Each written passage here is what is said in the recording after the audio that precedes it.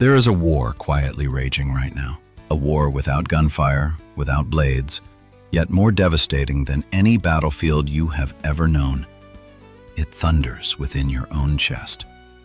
It's when your heart races over an insult, when your mind spirals into despair over an unanswered text, or when a stray comment has the power to wreck your entire day. On the outside, you still smile. You still nod and say you're fine. But deep down, you are drowning in surging waves of emotion with no way out. The harsh reality is that most of us are losing this war. We react, we explode, or we silently crumble. Not because we are weak, but because we were never taught how to hold on to stillness when the storm hits. Have you ever seen those who walk through the tempest without flinching? They aren't emotionless, nor are they made of stone. They have simply become untouchable. That composure is a form of iron discipline, an inner strength that requires neither validation nor revenge from anyone. As Seneca once said, we suffer more often in imagination than in reality. We torture ourselves with worst-case scenarios before they even happen, handing our emotions the power to rule over our reason. But the truth is, you are under no obligation to react to everything the world throws at you. You have the right to keep your peace, even when the room is filled with madness. Before we embark on this journey to discover the 9 Stoic habits for building an impregnable inner fortress, let your mind settle. If these words are reaching the deepest parts of your soul, join Stoic Journey by subscribing, liking, and sharing so this stillness can spread. Leave your mark in the comments with a firm declaration. I master my emotions. My emotions do not master me. We aren't seeking temporary comfort. We are seeking eternal freedom. And now, let the silence lead the way as we begin to peel back the masks of vulnerability to find the strongest version of yourself buried beneath. Habit 1. Take nothing personally. The first habit, the very foundation upon which you build your invincibility, is this. Learn to react as if nothing pertains to you personally, even when the arrows are aimed directly at your heart. Recall a moment when someone insulted you, a colleague undermining your efforts in a meeting, or a stranger casting a crude remark on social media. What is your natural reflex? Your chest tightens. Heat rushes to your face, and your instinct surges to defend, to fight, to repay them in kind. But pause for a beat. The sage Marcus Aurelius reminded us that pain comes not from the event itself, but from your judgment of it. When you feel offended, it is a sign that your ego is too fragile. You are allowing someone else's words to define your worth, thereby handing them the key to the sanctuary of your soul. The true perspective is this. Someone's anger or rudeness is actually a confession of their own internal instability, not a verdict on you. Treat those insults like a toxic wind passing by. If you do not open the door, it cannot chill the room. For instance, if a boss berates you harshly, instead of sinking into feelings of inadequacy, observe them like a detective. Perhaps they are under family pressure. Perhaps they fear for their own position. That chaos belongs to them, not you. The practice. The outsider's view. Whenever faced with an attack, ask yourself, if this happened to a stranger, how insignificant would I find it? Create a space between the insult and the response. That is where freedom dwells.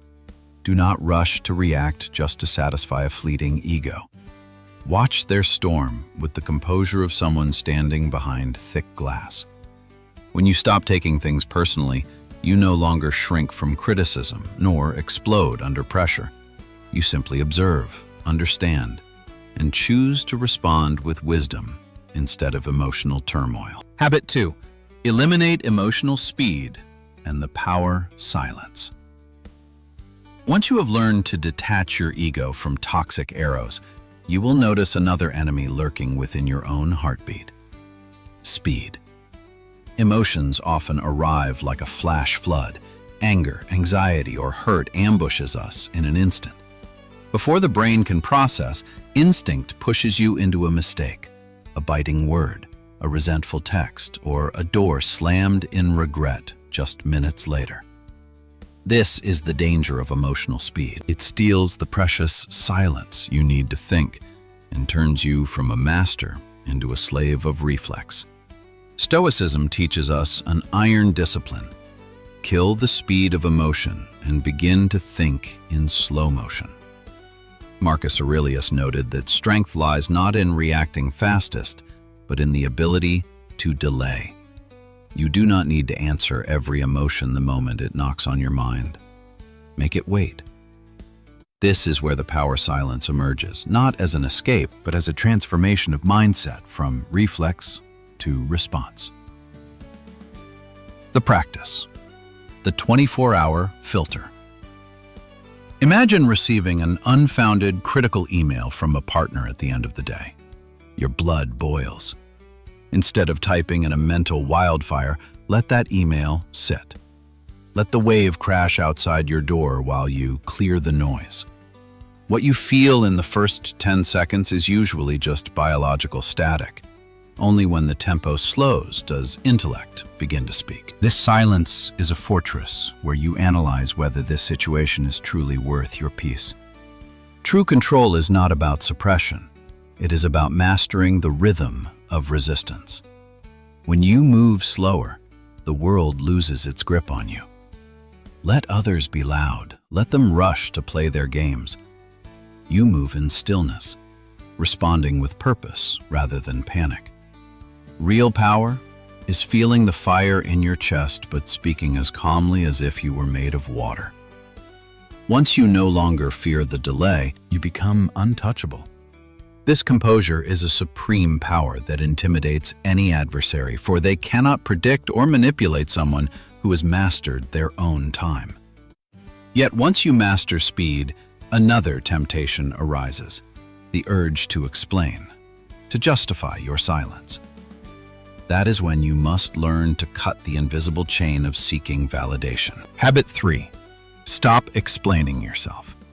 Once your internal rhythm has slowed and you begin to master the timing of your reactions, a new challenge will emerge, subtle and tempting. The craving to be understood. Human instinct yearns for validation, and when we feel mislabeled, our first reflex is, "Let me explain." But this is the third habit, a ruthless turning point on the path to becoming invincible. Completely sever the need to explain yourself. Stoic philosophy does not require you to be understood by the world. It requires you to remain serene even when you are most deeply misunderstood. Marcus Aurelius left a powerful reminder. Waste no more time arguing what a good man should be. Be one. You owe no one a performance of your morality or competence. The grim reality is that most people who demand an explanation are not listening to empathize. They are listening for a gap, a weakness to manipulate, or simply to bend the truth to their will. No matter how perfect your justification, it will be distorted through the filter of their prejudice. The perspective. Think of a real-life scenario. You decline a mindless social gathering to invest time in your career or mental discipline. Those around you might sneer, labeling you arrogant or eccentric. If you step forth to explain that you are busy bettering yourself, you inadvertently place yourself in a lower position, like a child asking permission to do the right thing. Every second spent explaining to a closed mind is a second of your peace stolen. Explanation is the subtitle of an insecure life. If someone truly values you, they don't need an explanation. If they don't, no amount of words will matter. They are just dust in the wind. The lesson. Let your life be a silent but thunderous answer. Don't explain the change. Live it. Don't excuse your silence. Make it your shield. When you stop shrinking yourself to make others comfortable, you finally touch true freedom. the kind that requires no permission, no applause, and is entirely beyond the emotional control of public opinion. You know who you are, you know what you stand for, and you do not need an audience to feel that you exist. Habit 4. Build an impregnable inner wall. When you have learned to be silent and cease dialogue with those who are unworthy, you will realize a naked truth. Most of us walk through life with a soul completely exposed, vulnerable in all the wrong ways. Every glare, every sarcastic remark, or every subtle rejection can pierce through you, leaving you tossing and turning all night. This isn't necessarily weakness, it is because you haven't yet built the fourth habit. Establish an inner wall that no one can breach. This wall is not built of stone or brick, but of invincible mental boundaries. Marcus Aurelius wrote, "You have power over your mind, not outside events. Realize this, and you will find strength." This means others have the right to say whatever they wish, but they can never enter your center unless you are the one who opens the door. The perspective. Your peace is not a commodity for public discussion. You must stop outsourcing your self-worth to people who don't even respect themselves, and stop asking for permission to feel okay from those who don't have your best interests at heart. The practice. Imagine a colleague using gaslighting to make you feel guilty for a minor mistake. Instead of letting those words seep into your blood, activate your inner wall. Let the words slide off like rainwater on a tin roof and tell yourself, "This does not belong to me." You don't need to turn your heart to stone. You are simply protecting your soul. Treat your mind as sacred ground. Not everyone deserves an entrance. Not everyone deserves a reaction, and absolutely no one is allowed to hold the key to your emotions. The core value of this wall is not to stop caring about the world, but to stop collapsing before it. Each time you maintain composure in the face of provocation, the wall grows a layer thicker. The world will never stop testing you, but that doesn't mean you have to keep letting yourself be hurt. You become stronger every time you let the trivial pass by without absorbing it. Once the fortress is firm, you no longer fear judgment or cheap psychological games. Habit 5. Train for disrespect. A fortress, no matter how formidable, is meaningless if the sentry within is unprepared for the most brutal sieges. Never fall into the illusion that the world will be kind just because you are striving for peace. The reality is far grimmer. Disrespect never stops. It will come from friends, colleagues, strangers online, and even those you once helped with all your heart. When that tidal wave hits, most people are shattered, wounded, and react in panic. But you, the one on the Stoic journey, must choose a different path. Train for disrespect like a soldier training for war. Each morning, as the first light hits your door, perform a ritual of iron mental preparation. Do not start your day with fantasies of kindness. Remind yourself, as Marcus Aurelius once did, "The people I meet today will be meddling, ungrateful, arrogant, dishonest, jealous, and surly." This is not pessimism. It is emotional vaccination. You are not preparing for peace, you are preparing for impact, so that when the quiet is shattered, you do not shatter with it. The perspective. Imagine a common scenario. You pour your soul into a project, only for a trusted partner to casually steal the credit or belittle your value in front of a crowd. Without preparation, you would explode or crumble. But because you have trained, you stand tall and unshakable. You don't view that disrespect as a personal attack, but as a field test for your armor. A stone thrown at iron plate simply falls to the ground without leaving a scratch. The truth is, your value does not decrease just because someone lacks the capacity to recognize it. The practice. The power of stillness. When faced with an assault, stand straight and remain unmoved. You do not win by shouting back. You win by refusing to be disturbed. That composure is the ultimate rebuttal, making your adversary tremble before a soul that cannot be manipulated. Every time you maintain integrity in the face of provocation, you perfect the art of self-mastery. Habit 6. Focus on thinking well over feeling well. To ensure your armor doesn't become a burden that erodes your will, you must understand that the root of all collapse lies not in what you feel, but in how you think. We often fall into a common psychological trap. Whenever we feel sad, anxious, or exhausted, our first reflex is to find a way to feel better. You plunge into the spiral of social media, seek short-term motivational videos, or drown yourself in fleeting pleasures to fill the void. But these are merely temporary painkillers that leave the soul even emptier once the high fades.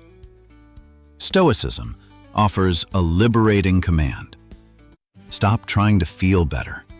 Focus on thinking better. Marcus Aurelius reminded us that very little is needed to make a happy life.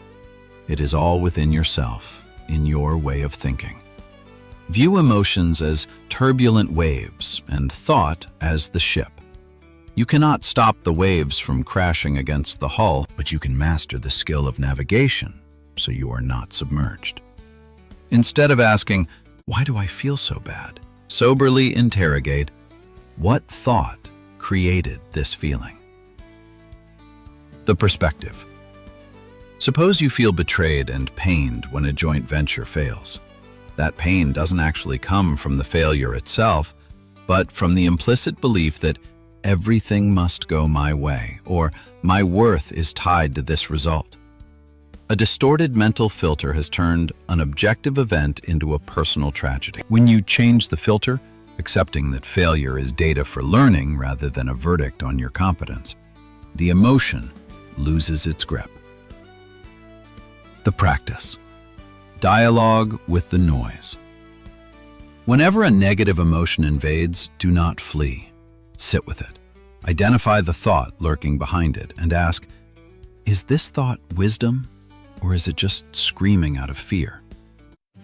When you shift your focus from chasing comfort to honing mental discipline, you cease to be a victim of your internal highs and lows. You become an observer, an entity standing above the turbulence, building an intellect sharp enough to treat every emotion as a signal rather than a command. Habit 7. Do not assign meaning to every emotion. Once your mind has honed a sharp analytical filter, you will face another deep-seated human habit, the tendency to attach grand, heavy meanings to the slightest ripples in your heart. This is when you must implement the 7th habit. Refuse to assign meaning or weave dramatic narratives around every emotion that passes through you. Have you ever woken up with a vague sense of unease, a heaviness in your chest for no apparent reason? Immediately, your brain goes to work. You ask, is something wrong? Why do I feel this way? And then you conclude, something terrible is about to happen, or I am a failure. But the harsh truth that few admit is this: not every emotion carries a profound message. Sometimes an emotion is just a passing current of energy, a chemical shift in the body, or simply the internal weather of a biological entity called a human being. As Epictetus said, it is not things that disturb us, but our judgments about those things. We suffer not because we feel too much, but because we pile too many judgments on top of our feelings. The perspective. After a long, exhausting day, you feel lonely and sad. Instead of accepting that I am tired, you begin to weave an indictment of your entire life, that you have no future, that no one truly loves you. That is no longer a simple emotion, it is a cruel judgment. The deepest insight here is, an emotion may be real, but it is never the whole truth about who you are. When you label sadness as brokenness, you are locking yourself into a dark basement of your own making. The practice. Observe without owning.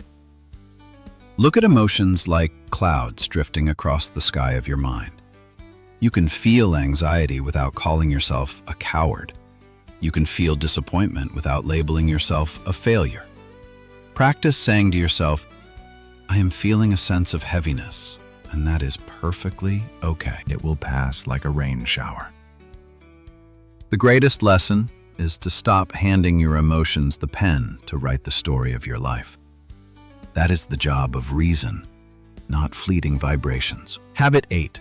Actively seek silence and discomfort.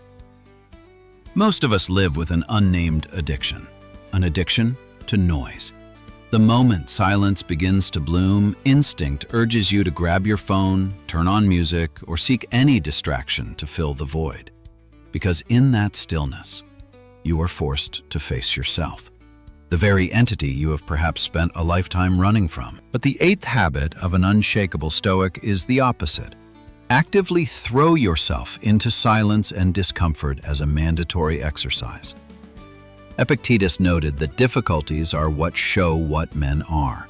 If you can only remain calm in a comfortable space, then your composure is just a thin veneer. Real strength must be forged in the furnace of austerity. Look at daily life. The moment you wait for a bus and the urge to pull out your phone to scroll social media hits, that is a battle. That restlessness, that fear of being empty, is a breach in your fortress. When you choose to put the phone away and simply stand there, observing your breath and the chaos around you without participating in it, you are beginning to mend the tears in your soul. The perspective. Comfort is the graveyard of the will. When you are too accustomed to ease, the world can easily manipulate you through the fear of losing that ease. But when you proactively take cold showers, choose to say no to momentary desires, or spend 10 minutes a day sitting in silence with the screaming thoughts in your head, you are sending a powerful message to your mind. I do not need external comfort to feel secure. You are not training to endure suffering. You are training to never be conquered by it. A person who does not fear loneliness, lack, or physical discomfort is a person who cannot be threatened or manipulated. Silence ceases to be an enemy and becomes a stern teacher, helping you hear the voice of wisdom amidst the noisy crowd. You become invincible because no one can use pressure or isolation to break someone who has found fullness within the emptiness. Habit 9. Ego inquiry and engineering a self-sovereign inner ecosystem. This journey is not for those dreaming of perfection, for even the steelest souls have moments of fracture. However, the difference between a slave and a master lies in how they perceive those cracks. Instead of agonizing or evading when emotions explode, take a step back and look into the ashes of your anger with the cold, sharp eyes of a mental detective. As Seneca once said, a gem cannot be polished without friction, nor a man perfected without trials. Every time you lose control, do not view it as a shameful failure. View it as a cache of precious data exposing the gaps in your armor. The perspective. Imagine a real-life scenario. You snap at your partner over a harmless joke. Instead of drowning in guilt, sit down with your journal and begin a ruthless inquiry. Where was the actual trigger? It likely wasn't their words, but a bleeding, implicit belief within you that you aren't respected unless you strike back. Recording these emotional patterns is not for self-criticism, but to decode the psychological error codes shackling your feet.